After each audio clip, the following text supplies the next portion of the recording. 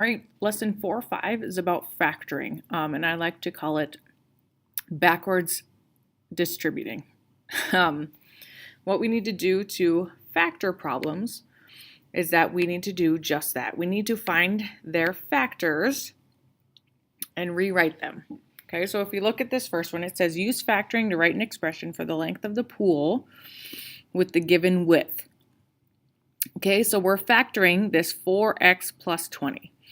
And what you do to factor 4x plus 20 is you find what letter and or number 4x and 20 can be divided by.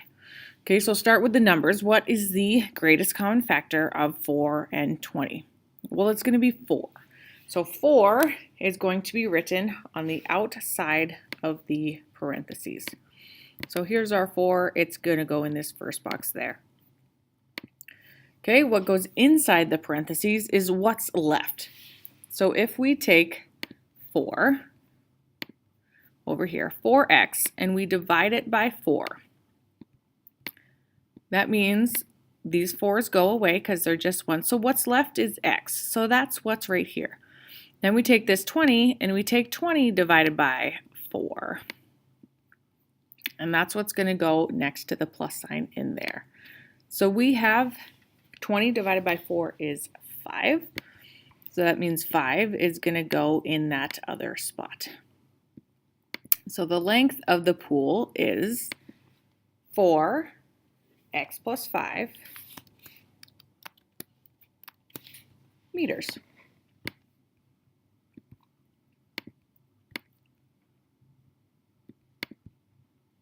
Over a little bit.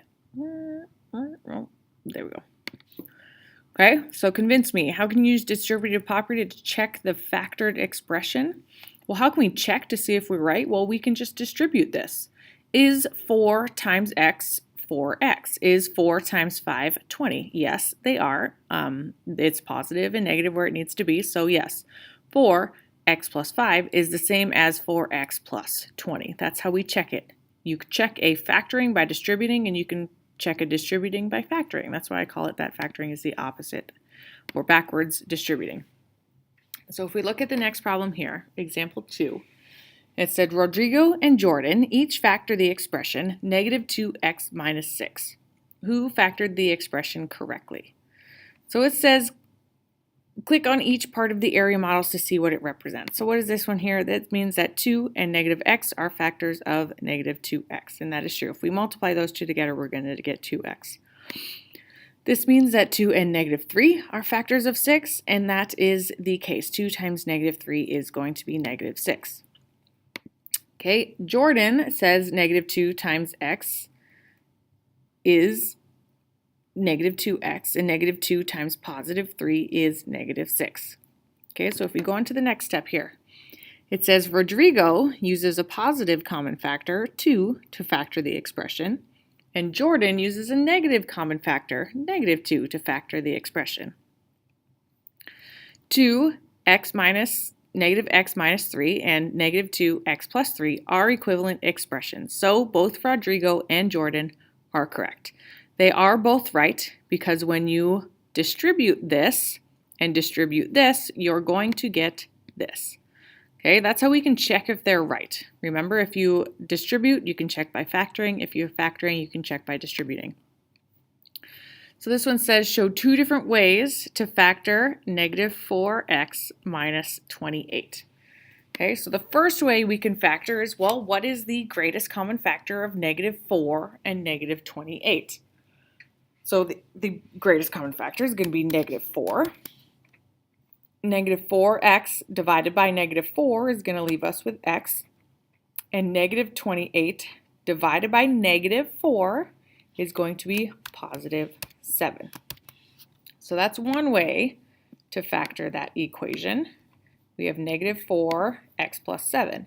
Okay, what is the other way? Well, hopefully you're like, oh yeah, by factoring just a 4 rather than the negative. So if we factor just a 4, negative 4x divided by 4 is negative x, and negative 28 divided by 4 is negative 7.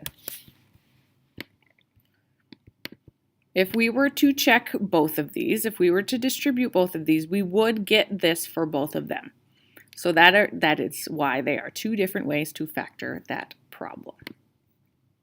If we jump to example 3 and try it, we have used the greatest common factor to factor the expression 6x minus 18 minus 12y. Okay, the only thing that's different is that now we have 3 terms to think about their greatest common factor instead of just 2. So if we do step 1, find this greatest common factor of 6x, negative 18, and 12y. Okay, what is the biggest number that goes into all 3 of those? Well, it's going to be 6. So the factors of 6 are 1, 2, 3, 6, 1, 2, 3, 6, 9, 18, 1, 2, 3, 6, 12. Okay, 6 is your greatest common factor. Step 2 is use the greatest common factor and distributive property to factor the expression. Okay, so here we go. 6 times x, there it is. 6 times 3 is 18, and 6 times 2y is 12y.